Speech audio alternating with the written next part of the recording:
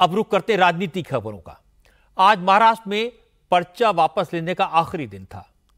आखिरी वक्त में महाविकास आघाड़ी और महायुति के 45 बागी उम्मीदवारों ने अपने नाम वापस ले लिए। बड़े बड़े नेताओं के दखल के बाद बागी मान गए। बीजेपी और कांग्रेस के 10, एकनाथ शिंदे की शिवसेना के 8 और अजित पवार के एनसीपी के 6 उम्मीदवारों ने नाम वापस ले लिए। उद्धव ठाकरे की शिवसेना के 7 और शरद पवार गुट के 4 बागी उम्मीदवार भी मैदान से हट गए।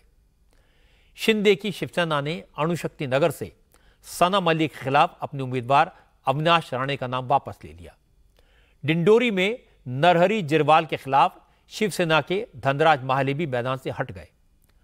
उदयगीर, पाथरी और वसपत में भी शिवसेना उम्मीदवारों ने अपने अपने पर्चे वापस लेकर अजित की एनसीपी के उम्मीदवारों को समर्थन दे दिया। लेकिन महायुति में अब भी ऐसी 8 सीटें हैं जहां अजित पवार की पार्टी के उम्मीदवारों के सामने बीजेपी या शिवसेना के उम्मीदवार चुनाव लड़ रहे हैं। इसमें नवाब मलिक की सीट भी शामिल है। इसी तरह महाविकास आघाड़ी में 14 सीटें ऐसी हैं जहां आघाड़ी के उम्मीदवार एक दूसरे के आमने सामने अड़े हुए हैं। सबसे ज्यादा चर्चा बोरीवली सीट से बीजेपी के बागी उम्मीदवार पूर्व सांसद गोपाल शेट्टी के नॉमिनेशन को लेकर थी। गोपाल शेट्टी से पीयूष गोयल और विनोद तावड़े ने बात की और इसके बाद गोपाल शेट्टी ने पीयूष गोयल के साथ जाकर अपना पर्चा वापस ले लिया। मतभेद कभी था ही नहीं। एक मुद्दे को लेकर जो भी बातें चली उसको हमने चलाया और मुझे लगता है कि सही जगह पर वो पहुंच गया है।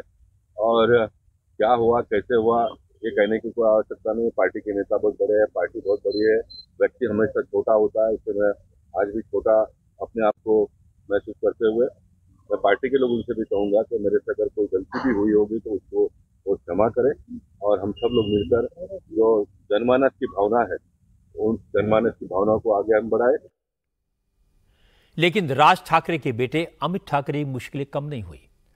अमित ठाकरे माहिम सीट से एमएनएस के उम्मीदवार हैं। इस सीट पर एकनाथ शिंदे की शिवसेना के सिटिंग एमएलए सदा सरवणकर ने पर्चा भरा हुआ है। एकनाथ शिंदे ने सदा सरवणकर से राज ठाकरे से बात करके नाम वापस लेने को कहा। सदा सरवणकर राज ठाकरे से मिलने गए, लेकिन इससे पहले राज ठाकरे के घर के पास कुछ बैनर पोस्टर लग गए जिनमें बाला साहब को कोट करते हुए लिखा था कि सच्चा शिवसैनिक किसी राजपुत्र के आगे झुकता नहीं है, लड़ाई से पीछे हटता नहीं है, शिवधनुष उठाओ और आगे बढ़ो, माहिम के लोग तुम्हारे साथ हैं। इसके बाद सदा सरवणकर राज ठाकरे से मिलने पहुंचे तो राज ठाकरे ने उनसे मिलने से ही इनकार कर दिया। इसके बाद सदा सरवणकर ने कहा अगर राज ठाकरे उनसे मिलते, मैदान से हटने को कहते तो वो नाम वापस ले लेते, लेकिन राज ने तो मिलने से भी इनकार कर दिया। तो अब उनके पास चुनाव लड़ने के अलावा कोई और रास्ता नहीं बचा। 1-2 घंटे पहले एकनाथ जी शिंदे साहब ने मुझे बुलाया था। उन्होंने मुझे बताया कि राज साहब के और हमारे रिलेशन अच्छे हैं, तो आप कोई बैठ के तय करो, ये रिलेशन ऐसे ही रहे। मैंने साहब को बताया कि यहाँ की जो समीकरण है कुछ अलग सी है और अमित जी का चुन के आना बहुत मुश्किल है।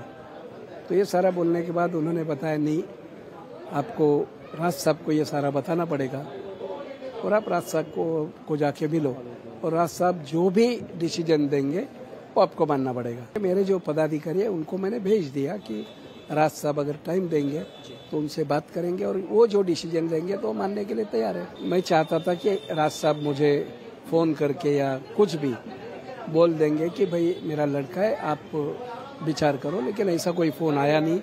मैं खुद उनको मिलने के लिए शिंदे साहब के कहने पे गया था, लेकिन उन्होंने टाइम भी नहीं दिया।